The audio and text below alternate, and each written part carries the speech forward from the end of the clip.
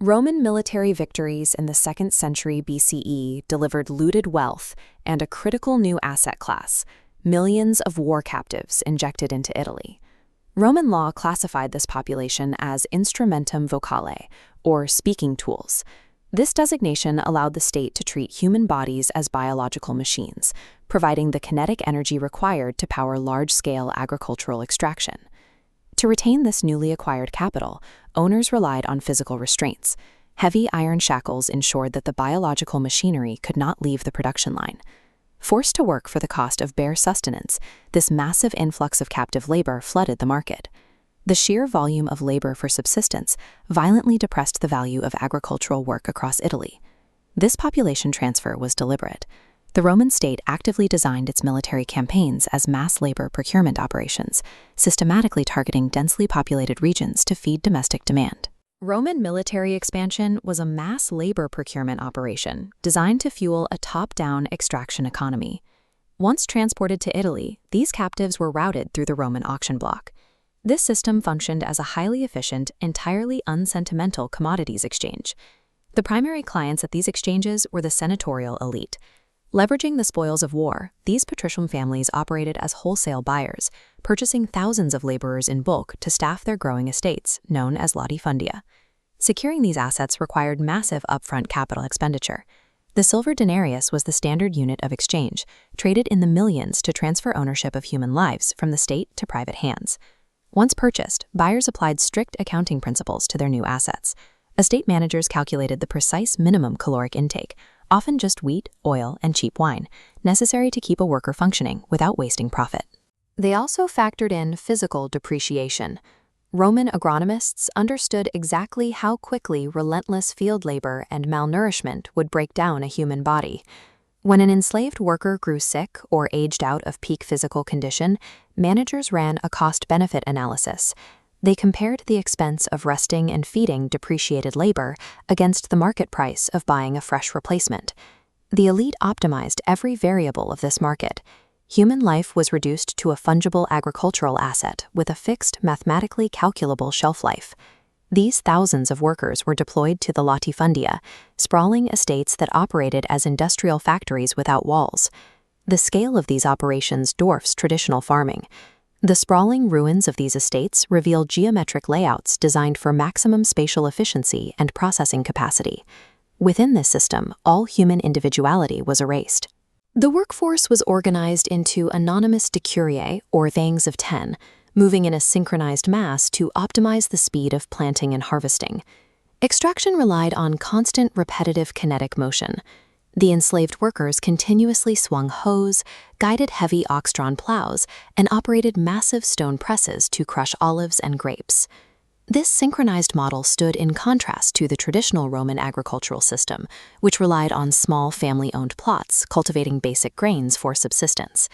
The latifundia owners largely abandoned Lil Martin grain. Instead, they retooled their estates to produce high-yield, high-margin cash crops like wine and olive oil, designed for commercial export. We can measure the massive output of these estates by looking at their packaging. These uniform rows of clay amphorae functioned as standardized shipping containers, perfectly designed to stack in the hulls of merchant ships.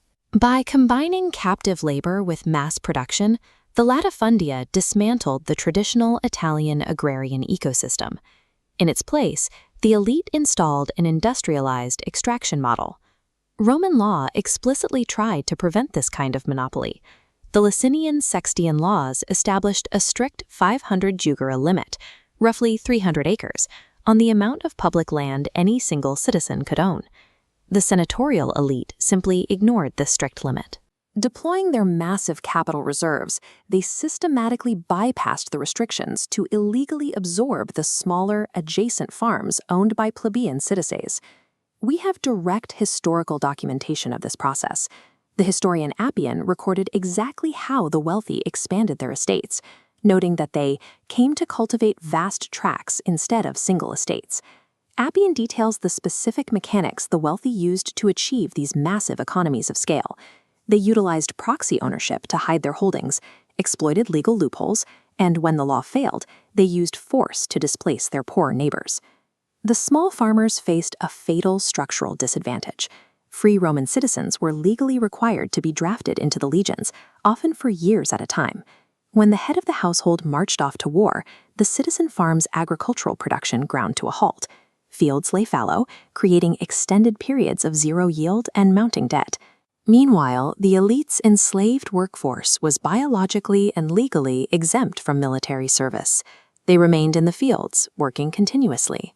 This chart compares the two production models.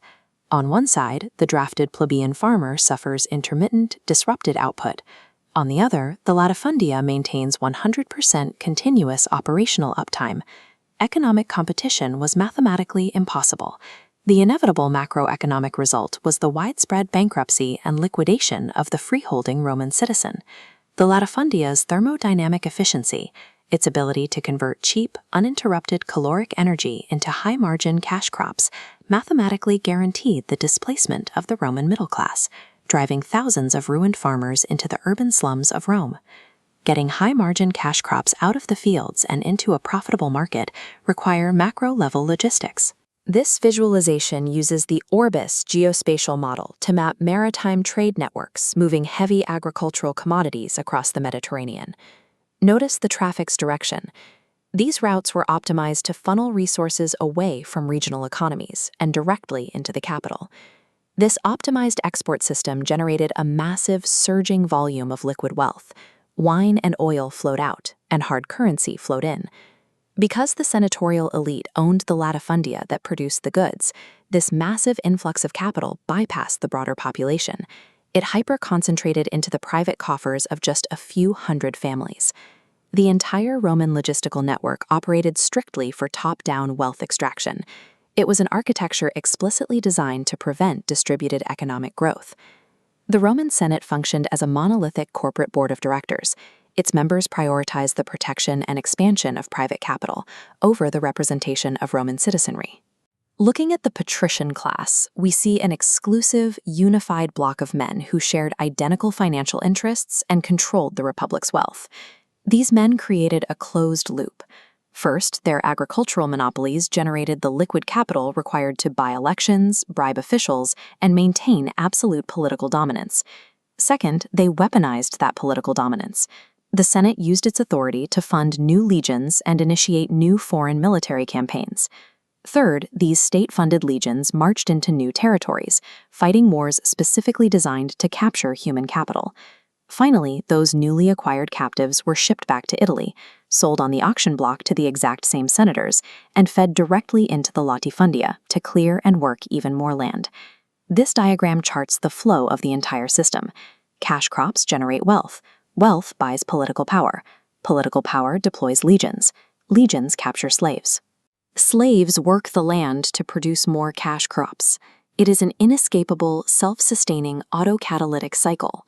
The Roman Republic did not fall due to moral decay. It fell because its ruling class engineered a ruthlessly optimized macroeconomic engine. The very efficiency of that engine structurally destroyed the society it was meant to govern.